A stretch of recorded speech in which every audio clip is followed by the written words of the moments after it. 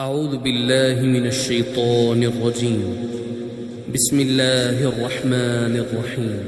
يا أيها المزمل قم الليل إلا قليلا نصفه أو انقص منه قليلا أو زد عليه ورتل القرآن ترتيلا إنا سنلقي عليك قولا ثقيلا إن ناشئة الليل هي أشد وطئا وأقوم قيلا إن لك في النهار سبحا طويلا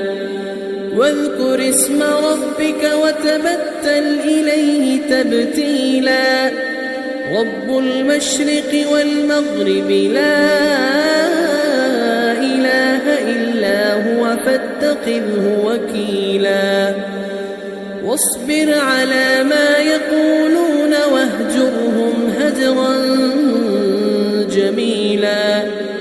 وذرني والمكذبين أولي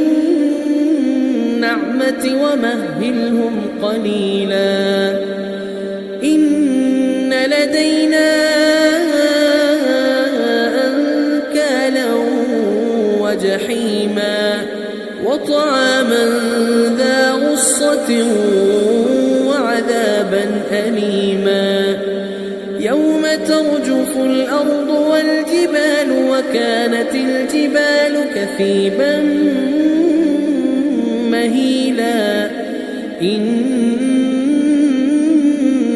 أرسلنا إليكم رسولا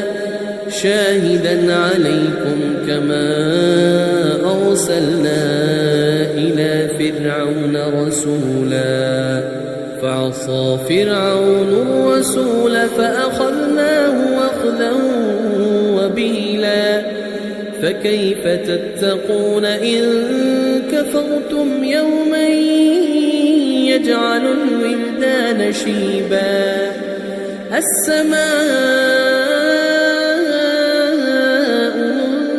منفطر به كان وعده مفعولا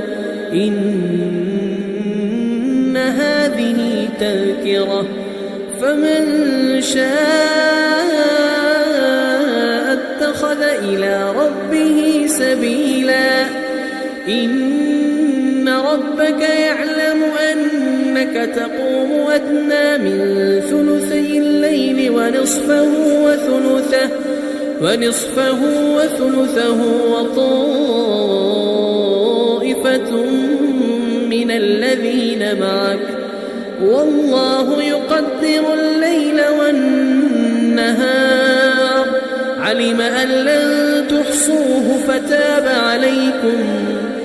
علم أن لن تحصوه فتاب عليكم فاقرؤوا ما تيسر من القرآن علم أن سيكون منكم مرضى وآخرون يضربون في الأرض يبتغون من فضل الله وآخرون يقاتلون في سبيل الله فاقرؤوا ما تيسر منه وأقيموا الصلاة وآتوا الزكاة وأقرضوا الله قرضا حسنا وما تقدموا لأنفسكم من خير تجدوه عند الله هو خيرا وأعظم أجرا واستغفروا الله